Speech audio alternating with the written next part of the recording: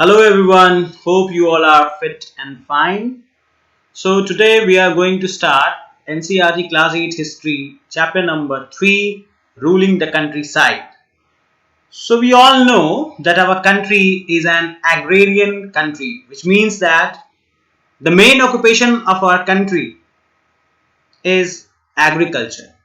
So in this chapter we'll be studying about how the Britishers used to make the administrative policies related to agriculture and how they used to collect the revenues or the revenues on agriculture in our country.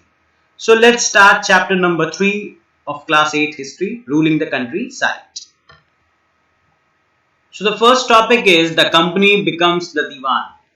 So on 12th August 1765, the Mughal Emperor appointed the East India Company as the Diwan of Bengal. यानी कि 12 अगस्त 1765 को, ठीक है, Mughal emperor ने East India company को बंगाल की diwani rights दे दी. The actual event most probably took place in Robert Clive's tent with a few Englishmen and Indians as witness. So as Diwan, the company became the chief financial administrator of the territory under its control. तो जैसे ही company को दीवानी rights मिलती है by the Mughal emperor, company अब chief financial administrator बन चुकी है और इसके पास में सारे के सारे रेवेन्यूज को कलेक्ट करने की अनुमति और परमिशन मिल चुका है, यानी कि एक फरमान जारी कर दिया गया है. Got it? Now it had to think to of administrating the land and organising its revenue resources. अब कंपनी के पास में एक जिम्मेदारी भी आ गई थी कि अब इन्हें एडमिनिस्ट्रेटिव पॉलिसीज, एडमिनिस्ट्रेटिव सिस्टम को दुरुस्त करना होगा, ओके, ताकि ये रेवेन्यू जनरेट कर सके और रेवेन्यू रिसोर्सेज को बहुत अच्छे तरीके से मैनेज यानी कि ऑर्गेनाइज कर सके. So this had to be done in a way that could give enough revenue to meet the growing expenses of the company. अब जैसे कि समय बढ़ता जा रहा था और कंपनी की एक्सपेंसेस भी बहुत ज्यादा बढ़ रहे थे, ठीक है, तो कंपनी ने अपने सारे एक्सपेंसेस के लिए इंडिया का जो एग्रेरियन सोसाइटी था उस पर रिलाई करना शुरू कर दिया. Got it?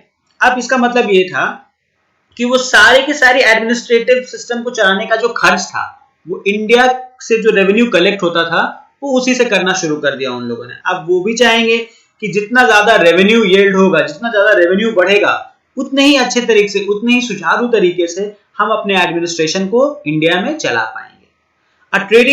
सो अब एक ट्रेडिंग कंपनी के लिए ये भी जरूरी था कि जो भी वो फसल खरीद रहे हैं, ओके, वो क्वालिटी में अच्छी हो, उसकी पैदावार भी बहुत अच्छी हो, ठीक है, और वो बहुत आसानी से कहीं भी किसी भी देश के मार्केट में बहुत आसानी से बहुत अच्छे प्राइस में बिक सके.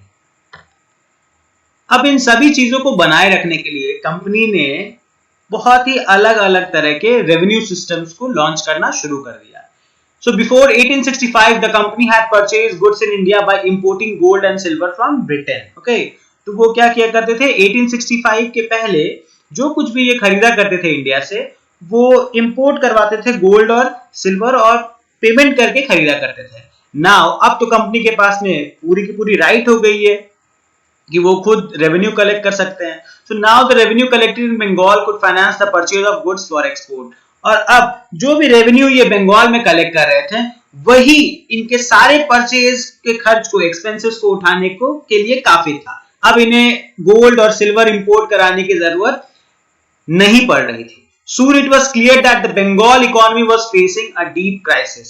अब क्या हो गया कि फिर अगर आप अपने हित के लिए किसी भी स्टेट के रेवेन्यू का इस्तेमाल करने लगोगे तो वो स्टेट का जो इकोनॉमी है वो धरातल में मिल जाएगा. सो वही बंगाल के साथ होना शुरू हो गया. आर्टिशंस वर डिजर्टिंग विलेजेस. आर्टिशंस जो भी थे वो विलेजेस को खाली कर रहे थे, since they were being forced to sell their goods to the company at low prices. क्यों? क्योंकि उन्हें जबरदस्ती किया जा रहा था कि वो अपने सारे गुड्स को कंपनी को बेच दें बहुत ही कम दाम में. पीजेंट्स वर अनेबल टू पे द ड्यूज. और पीजेंट्स ड्यूज पे करने में मतलब असमर्थ होते जा रहे थे. That were being demanded from them. Artisanal production was in decline. अब जैसे ही आर्टिसंस अगर बंगाल को छोड़ के चले जाएंगे तो आर्टिसनल प्रोडक्शन तो डिक्लाइन हो ही जाएगा, कम हो ही जाएगा. And agricultural cultivation showed science of collapse. और एग्रीकल्चरल कल्टीवेशन का भी जो मतलब स्पीड था, जो रेशियो थी एग्रीकल्चरल कल्टीवेशन की, वो भी धीरे धीरे खत्म होते जा रही थी, मतलब नेगेटिव डायरेक्शन में जा रही थी. Then in 1770 a terrible famine killed 10 million people in Bengal. भुखमरी आ गई 1770, ठीक है, और 10 मिलियन लोगों की जान बंगाल में चली जाती है बेसिक। तो 1770 की तरह ही जो फेमाइन बंगाल में आई थी, जो भुखमरी आई थी बंगाल में, ठीक उसी तरीके से 100 साल के बाद 1870 में भी बहुत बड़ी फेमाइन आई और उसमें भी तकरीबन 10 मिलियन लोग की डेथ हो जाती है। About 1/3 of the population was wiped out, means Bengal की 1/3 पॉपुलेशन, 1/3 जनसंख्या जो थी वो साफ हो गई। साफ होने का मतलब यहाँ पे कि उनका डेथ हो गया। Now the need to improve agriculture. अब जैसे ही ये इतना बड़ा इंसेंस हो गया था तो फिर अब सरकार के पास से बस यही चाह था। अब हम लोग फिर वापस से 1770 के पास ही जा रहे हैं, ठीक है। तो उन लोगों ने क्या किया, ब्रिटिश गवर्नमेंट ने, या फिर अभी तक ब्रिटिश गवर्नमेंट तो हम नहीं कहेंगे, अभी हम कहेंगे कि ईस्ट इंडिया कंपनी ने, गॉट इट। तो ईस्ट इंडिया कंपनी ने क्या किया, the company finally introduce the permanent settlement system. उन्होंने परमानेंट सेटलमेंट सिस्टम साल 1793 में इंप्लीमेंट करवा दी। So by the terms of the settlement जो भी राजाज और तालुकदार थे उन्हें जमींदार बना दिया गया, मींस कंपनी ने उन्हें जमींदार की उपाधि दे दी। And now they were asked to collect rent from the peasants and pay revenue to the company. अब उन्हें बोला जा रहा था कि आप peasants से रेवेन्यू कलेक्ट करो और आपको वो सारे के सारे रेवेन्यू जो है वो आपको कंपनी को दे देना होगा। The amount to be paid was fixed permanently, ठीक है। अब इसे परमानेंट सेटलमेंट बेसिकली इसलिए भी कहा जा रहा था क्योंकि इसमें अमाउंट जो था उनका वो परमानेंटली फिक्स था। That is it was not to be increased even in future. ये भी बोल दिया गया था कि फ्यूचर में भी इस अमाउंट को इंक्रीज नहीं किया जाएगा। So it was felt that this would ensure a regular flow of revenue. तो इससे कंपनी ने ये इंश्योर कर लिया कि भाई रेगुलर हमारे पास में रेवेन्यू आते रहेगा, ओके। कंपनीज को offers and at the same time encourage the zamindars to invest in improving the land. और अगर रेगुलर इनकम फ्लो होते रहा, अगर रेगुलरली रेवेन्यू का फ्लो होते रहा तो जमींदार भी कुछ स्टेप लेंगे ताकि लैंड को क्या किया जा सके, इंप्रूव किया जा सके, ठीक है। Since the revenue demand of the state would not be increase, the zamindar would benefit from increase production from the land. तो अब इन्हें तो ये पता चल गया था जमींदारों को, यानी कि जो भी राजा और तालुकदार जो जमींदार बने थे उनको पता चल गया था कि भाई चाहे मेरी पैदावार अच्छी हो चाहे मेरी पैदावार बुरी हो, ठीक है, हमसे पैसा उतना ही लिया जाएगा। तो जमींदार क्या करेंगे, वो हर बार चाहेंगे कि हमारी पैदावार काफी अच्छी होनी चाहिए, कि जितना भी परमानेंट अमाउंट फिक्स किया गया है वो उन्हें देने के बाद हमारे पास में एक अच्छा खासा मोटा रकम बच सके। Got it. Now moving to the next slide. A new system is device. तो एक नया सिस्टम फिर डिवाइस किया जाता है, बनाया जाता है। नाउ इसमें अब क्या हो रहा था, collectors went from village to village inspecting the land. अब कलेक्टर्स क्या किया कर रहे हैं, विलेज टू विलेज घूम रहे हैं, गांव दर गांव घूमते जा रहे हैं और लैंड को इंस्पेक्ट कर रहे हैं, ठीक है। Measuring the fields and recording the customs and rights of different groups. अब ये लोग क्या कर रहे हैं, जमीन की नापी भी कर रहे हैं और जो भी कस्टम्स और राइट्स है वहां के लोगों वो सबको भी वो रिकॉर्ड मेंटेन कर रहे हैं, सब कुछ लिखते जा रहे हैं। The estimated revenue of each plot within a village was added up to calculate the revenue that each village, यानी कि महल, उस समय महल बोलते थे विलेज को, had to pay। यहाँ बेसिकली हम लोग डिस्कस कर रहे हैं महलवाड़ी सिस्टम को, गॉट इट, महलवाड़ी सिस्टम को डिस्कस कर रहे हैं। The estimated revenue, जो कुछ भी एक प्लॉट ऑफ लैंड था उसकी क्वालिटी कितनी अच्छी है, कितना ज्यादा पैदावार उस पे हो सकता है, ये सब कुछ कलेक्ट करने के बाद इसी पे उस पर्टिकुलर प्लॉट का या फिर उस पर्टिकुलर जमीन का रेवेन्यू फिक्स किया जाता था, ठीक है। तो this demand was to be revised periodically. अब समय दर समय क्या होता था, हर कुछ समय के बाद, कुछ सालों के बाद इस डिमांड को रिवाइज किया जाता था। It was not permanently fixed. तो यहाँ पे डिफरेंस क्या है कि परमानेंट सेटलमेंट सिस्टम में जो रेवेन्यू का जो चार्जेस थे या फिर जो भी अमाउंट था रेवेन्यू का वो फिक्स था, लेकिन ये जो है महलवाड़ी सिस्टम, इसमें क्या है कि ये पीरियडिकली रिवाइज होगा, गॉट इट। तो the charge of collecting the revenue and paying it to the company was given to the village headman, ठीक है। अब ये महलवाड़ी सिस्टम में क्या था कि जो भी ये जो ड्यूटी थी रेवेन्यू कलेक्ट करने का और कंपनी को पे करने का, ये कंपनी ने किसे दे दिया था, विलेज के हेडमैन को दे दिया था। इस बार जमींदारों को नहीं दिया गया, यानी परमानेंट सेटलमेंट सिस्टम में जमींदार और राजाज को दिया गया था ये राइट, लेकिन महलवाड़ी सिस्टम में ये राइट दे दिया गया विलेज के हेडमैन को। This system came to be known as Mahalwari system, okay. तो आप लोग बहुत अच्छे तरीके से परमानेंट सेटलमेंट सिस्टम और महलवाड़ी सिस्टम में डिफरेंशिएट कर सकते हैं 3-4 पॉइंट्स में, got it. Now moving to the next slide, the Munro system, got it. अब इसे मुंड्रो सिस्टम क्यों कहते हैं? क्योंकि थॉमस मुंड्रो ने ये सिस्टम इंप्लीमेंट कराई थी। So the new system that was devised came to be known as the Rayotwadi. इसे रेयतवाड़ी सिस्टम कहते थे। Okay, it was tried on a small scale by Captain Alexander Reed. ये एक पहले छोटे से प्लॉट पे प्रैक्टिस किया गया था, या मतलब इसकी ट्रायल की गई थी by Captain Alexander Reed in some of the areas that were taken over by the company after the wars with Tipu Sultan, यानी कि मैसूर सेरंगीपट्टम के वॉर के बाद। ठीक है, subsequently developed by Thomas Munro, ये थॉमस मुनरो ने इस सिस्टम को बनाया। This system was gradually extended all over South India. ठीक है, और धीरे धीरे इसे मैसूर से पूरे साउथ इंडिया में फैला दिया गया। ठीक है, अब अलेक्जेंडर रीड और थॉमस मुनरो उन्हें ये लगा कि South India there were no traditional zamindar, यहाँ पे कोई जमींदार वगैरह है ही नहीं। तो the settlement they argued had to be made directly with the cultivators.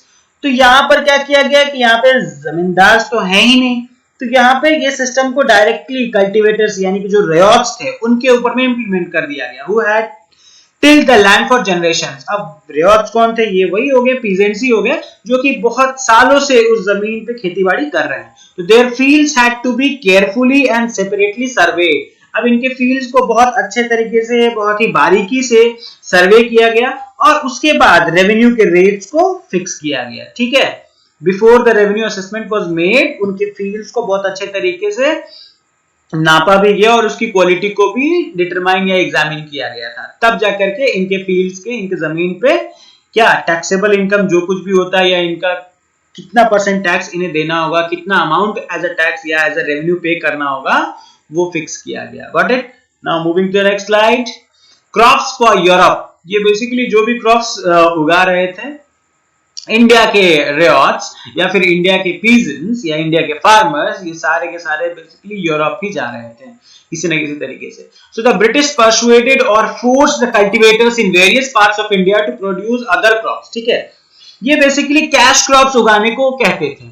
तो जैसे बंगाल के फार्मर्स को, पीजेंट्स को ये कहते थे कि आप जूट उगाओ, असम के फार्मर्स को टी उगाने पे प्रेशराइज करते थे, यूनाइटेड प्रोविंस जिसे आज हम लोग उत्तर प्रदेश के नाम से जानते हैं, वहां के फार्मर्स को ये शुगर केन उगाने को कहते थे, पंजाब के फार्मर्स को व्हीट उगाने को कहते थे, महाराष्ट्र और ठीक है महाराष्ट्र के फार्मर्स को ये कॉटन उगाने को कहते थे, और मद्रास, पंजाब, ये अलग अलग जगह के, मतलब जैसे जैसे उनकी मिट्टी की क्वालिटी थी, ठीक है, और पैदावार की जो स्थिति थी, उस हिसाब से अलग अलग क्रॉप्स को उगाने को इनको कह दिया गया। Now the Indigo plant grows primarily in the tropical. ये क्या था? इंडिगो यानी कि नील की जो खेती होती थी, ये ट्रॉपिकल रीजन में ज्यादा अच्छे से होती थी। By the 13th century Indian Indigo was being used by cloth manufacturers in Italy, France and Britain to dye cloth. अब क्या हो रहा था? 13वीं शताब्दी में इंडिया से जो इंडिगो मतलब एक्सपोर्ट किया जा रहा था, वो मतलब बहुत ही बड़े लेवल पे, बहुत ही बड़े पैमाने पे यूज किया जा रहा था यूरोपियन कंट्रीज में, जैसे इटली, फ्रांस और ब्रिटेन में, कपड़ों को डाई करने के लिए। ठीक है, एज अ कलर। और क्यों इंडिगो यूज किया जा रहा था? क्योंकि इसका कलर काफी ब्राइट होता था। तो from the last decades of the 18th century indigo cultivation in Bengal expanded. अब इन लोगों को जैसे ही पता चला कि बंगाल की जो मिट्टी है वहां पे बहुत अच्छे तरीके से, मतलब बहुत अच्छा पैदावार हो सकता है इंडिगो का, तो इन लोगों ने क्या कर दिया कि बंगाल के फार्मर्स को डोमिनेट करना, मतलब बेसिकली ये फोर्स करना शुरू कर दिया कि अब आपको क्या करना पड़ेगा, इंडिगो की पैदावार बढ़ानी पड़ेगी। The slave revolt in Saint Dominique, August 1791, painting by January Suchodolski in the 18th century. French planters produced indigo and sugar in the French colony of Saint Dominic in the Caribbean islands. ये painting के बारे में बताया जा रहा है आपको, ठीक है। So the African slaves who worked on the plantations rose in rebellion. अब वहां पर क्या हुआ था? जो अफ्रीकन स्लेव्स थे, ठीक है, फ्रांस में, जो कि इंडिगो के खेतों में काम करते थे, उन लोगों ने रिबेल कर दिया। फ्रांस के प्लांटेशन वर्कर्स जो थे, उन लोगों ने रिबेल कर दिया। रिबेल मतलब क्या होता है? मतलब एक तरीके से अपोज करना शुरू कर दिया, क्रांति छेड़ दी। ओके, उन लोगों ने सारे के सारे प्लांटेशन, मतलब इंडिगो की जो खेत थी उसको जला दिया और रिच प्लांटर्स को के कत्ल भी कर दिए। तो इन 1792 फ्रांस एबॉलिश स्लेवरी। तो फ्रांस ने क्या कर दिया फिर? स्लेवरी, जो ये गुलाम पाल के रखते थे और उनसे जबरदस्ती खेती करवाते थे, इस सिस्टम को फ्रांस ने 1792 में क्या कर दिया? एबॉलिश कर दिया in their French colonies. So these events led to the collapse of the indigo plantations on the Caribbean islands. तो इससे हुआ क्या कि अब करेबियन आइलैंड्स पे इंडिगो प्लांटेशन धीरे धीरे खत्म होने लगा। तो जैसे ही इंडिगो प्लांटेशन करेबियन आइलैंड पे खत्म हो गया और उन्हें पता चला कि भाई बंगाल में इंडिगो प्लांटेशन काफी अच्छा हो सकता है, तो पूरा जो प्रेशर था कैरेबियन आइलैंड का, वो पूरा का पूरा प्रेशर आ गया बंगाल के ऊपर में, यानी इंडिया के ऊपर में ग्रेजुअली। अब इंडियन फार्मर्स को उसी तरीके से परसुएट करना शुरू कर दिया ब्रिटिशर्स ने। ठीक है, तो किस तरीके से फ्रेंच कॉलोनीज में स्लेवरी को अबॉलिश किया गया और वो कैसे कनेक्टेड था बंगाल में राइज ऑफ इंडिगो कल्टीवेशन से, ये आपको समझ में आ गया होगा। Now moving to the next slide. So indigo on the land of riots. So under the rioti system, the planters were forced the riots to sign a contract. मतलब जो भी planters थे वो क्या किया करते थे, रियोट से कॉन्ट्रैक्ट साइन करा लेते थे, यानी कि एग्रीमेंट साइन करा लेते थे, जिसे सट्टा भी बोलते थे। At times they pressurized the village headmen to sign the contract on behalf of the riots. और riots के बिहाफ पे ये जो प्लांटर्स थे ये जबरदस्ती विलेज के हेडमैन या फिर मुखिया सरपंच जो कुछ भी हुआ करते होंगे उनसे ये जबरदस्ती साइन करवाया करते थे। ठीक है, ये कॉन्ट्रैक्ट कि भाई आपके गांव में इंडिगो प्लांटेशन करना ही होगा। तो those who sign the contract, जो भी साइन करते थे इस कॉन्ट्रैक्ट को, उन्हें बदले में कैश एडवांस दे दिया जाता था, पहले ही पैसा दे दिया जाता था कि भाई आप आराम से कल्टीवेशन करो इंडिगो का, मतलब पैदावार में कोई कमी नहीं होनी चाहिए। From the planters at low rate of interest, बहुत ही लो रेट ऑफ इंटरेस्ट पे उन्हें इंडिगो प्रोड्यूस करने के लिए लोन दे दिया जाता था। But the loan committed the ryot to cultivating indigo on at least 25% of the area under his holding. लेकिन उस लोन यानी कि जो लोन एग्रीमेंट था उसमें ये लिखा रहता था कि चलो लोन तो आपको मैं दे रहा हूं बहुत ही कम रेट ऑफ इंटरेस्ट पे, बट इसके बदले में 25% ऑफ योर लैंड, आपका जो लैंड होल्डिंग है उसका 25% में आपको इंडिगो लगाना ही लगाना है, कम से कम 25% में इंडिगो लगाना ही लगाना। Okay, so the planter provided the seed भी दे देते थे ये प्लांटर्स, ड्रिलिंग के लिए सारा इक्विपमेंट्स भी दे देते थे। ठीक है, और कल्टीवेटर सॉइल वगैरह तैयार किया करते थे, सो किया करते थे, इरिगेट किया करते थे, हार्वेस्ट किया करते थे। ओके, और फसल की देख रेख भी किया करते थे। Got it? Now moving to the next slide, the blue rebellion and after. तो वही होता है कि ज्यादा प्रेशराइज करोगे तो लोग रिबेल कर देंगे आपके खिलाफ। तो अब देखते हैं ब्लू रेबेलियन में क्या होता है। ब्लू रेबेलियन इंडिगो से रिलेटेड है क्योंकि इंडिगो का कलर होता है blue. So in March 1859 thousands of riots in Bengal refused to grow indigo. अब इन लोगों ने भी इंडिगो ग्रो करने से रिफ्यूज कर दिया। क्यों? क्योंकि इंडिगो से सबसे पहला रीजन ये होता है कि जहां भी आप इंडिगो लगाओ वो खेत अपनी फर्टिलिटी बहुत जल्दी खो देती है। तो as the rebellion spread, ryots refuse to pay rent to the planters. अब इन लोगों ने रेंट भी पे करने को मना कर दिया। And attacked indigo factories armed with swords and spears, bows and arrows. और इंडिगो फैक्ट्रीज पे ही अटैक करना शुरू कर दिया ये सारे रियोट्स ने। In 1859, the indigo riots felt that they had the support of the local जमींदार। तो इंडिगो रियोट्स जो थे उन्हें ऐसा लगा कि लोकल जमींदार जो विलेज हेडमैन जो हैं वो भी हमें सपोर्ट कर देंगे इस रेबेलियन में against the Britishers. So after the revolt, indigo production collapsed in Bengal. तो जैसे ही ये रिवोल्ट होता है तो इंडिगो प्रोडक्शन यहाँ भी फ्रांस की तरह यहाँ भी कोलैप्स हो जाता है। But the planters now shifted their operation to Bihar. अब ये बंगाल से शिफ्ट होके बिहार में आ गए। ओके, अब बिहार के फार्मर्स को ये लोग क्या करना, मतलब वही डोमिनेट करना शुरू कर दिए, परसुएट करना शुरू कर दिए कि भाई आपको नील की खेती करनी ही होगी। ठीक है, तो वही अब कनेक्ट करिए इसे चंपारण मूवमेंट से जो गांधी जी ने शुरू किया था। बिहार से शुरू हुआ था ये चंपारण मूवमेंट। तो वहां पे ये नील की खेती मतलब ब्रिटिशर्स जो नील की खेती करवा रहे थे हमारे पीजेंट्स के ऊपर में, तो सबसे पहले गांधी जी ने सत्याग्रह मूवमेंट की शुरुआत यहीं से की थी। इन्हें आकर के गांधी जी ने बहुत अच्छे से मोटिवेट किया था। So with the discovery of synthetic dye, अब जैसे जैसे chemical dye, synthetic dyes market में आना शुरू हो गए थे, in the late 19th century their business was severely affected but yet they managed to expand the production. इनका बिजनेस तो बहुत बुरी तरह से अफेक्ट हुआ ही था ब्रिटिशर्स का, बट फिर भी उन्होंने प्रोडक्शन को एक्सपैंड करना ही समझा और करते ही चले गए। ओके, क्योंकि ये सिंथेटिक डाई में वो जो ब्राइटनेस थी वो ब्राइटनेस नहीं आ पा रही थी। So when Mahatma Gandhi return from South Africa, peasant from Bihar persuaded him to visit Champaran. ठीक है, महात्मा गांधी को थोड़ा परसुएड किया कि आप आइए चंपारण आइए और यहाँ पे इंडिगो कल्टीवेटर्स के ऊपर में कितना जुर्म हो रहा है ये देखिए। Mahatma Gandhi visit in 1917 mark the beginning of the Champaran movement against the indigo planters. ठीक है, प्लांटर्स। तो फिर महात्मा गांधी 1917 में आते हैं चंपारण और चंपारण से ही सत्याग्रह मूवमेंट बेसिकली ये शुरू होती है गांधी जी की। Got it? इंडिगो प्लांटर्स की के साथ मिल करके आवाज उठाना शुरू करते हैं गांधी जी। तो अब गांधी जी कब आए थे? 1915 में ये रिटर्न हुए थे, लगभग 1-1.5 साल के बाद ये चंपारण आए थे। ठीक है, सो इसी के साथ हमारा चैप्टर होता है समाप्त। अगले चैप्टर के लिए प्लीज इस वीडियो को भी अच्छे से लाइक करें, कमेंट करें, और अब हम अगला चैप्टर जल्द ही अपलोड करने वाले हैं हमारे चैनल पे। अब रेगुलरली आपको वीडियोस मिलते जाएंगे। होप कि आपको ये वीडियो बहुत पसंद आया हो। अगर पसंद आया तो प्लीज थम्स अप दीजिए, अगर ना पसंद आया हो तो प्लीज आप जो भी कमियां हैं आप कमेंट सेक्शन में लिख सकते हैं या पर्सनली मुझे कॉल भी कर सकते हो। Okay, so thank you very much for supporting my channel, for supporting my work. अच्छे से पढ़िए, ख्याल रखिए अपना, और एग्जाम्स में बहुत ही अच्छा नंबर स्कोर करिए। See you in the next video. तो अब जो दूसरा चैप्टर मैं अपलोड करने वाला हूं वो आने वाला है द रिवोल्ट ऑफ 1857 पे, which is titled as When People Rebel 1857 and After. So please like, comment, share with your friends and subscribe to my channel. Till then, bye bye, see you, Jai Hind.